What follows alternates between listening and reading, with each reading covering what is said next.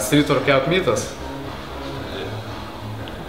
Nu, gatvės gimnastikos susibūrimas.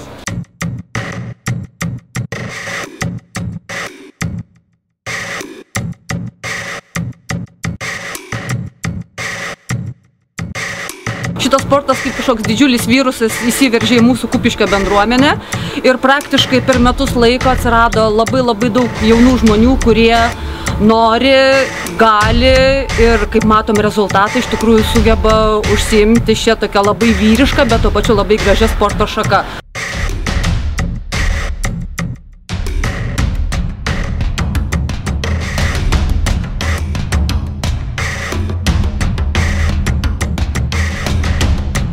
Pradėjau gimnazijos kiemelį, visiškai atsitiktinai pamatęs du draugus sportuojančius. Tada man buvo berods 13 metų.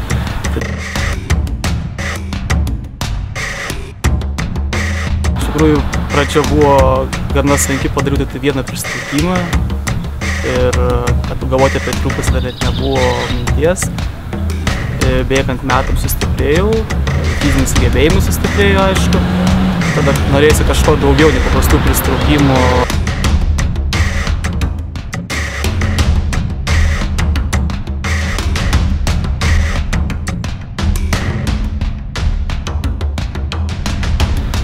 Valios pastangomis, ryžto, užsispyrimo tikrai įmanoma pasiekti gerų rezultatų.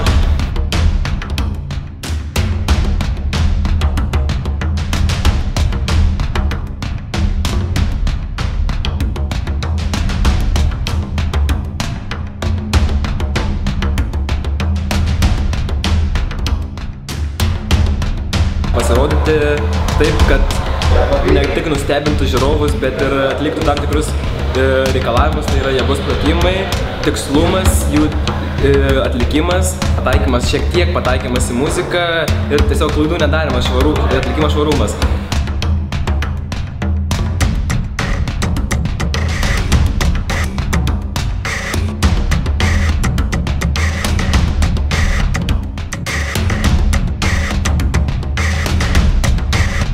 Tos sporto šakos mama tai yra vis tik tai gimnastika, vyriška gimnastika.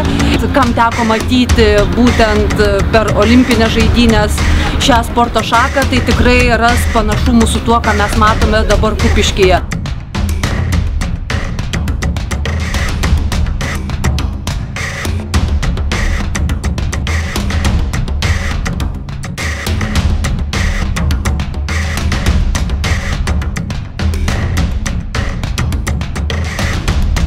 Man tai yra kiekviena diena kova su savim.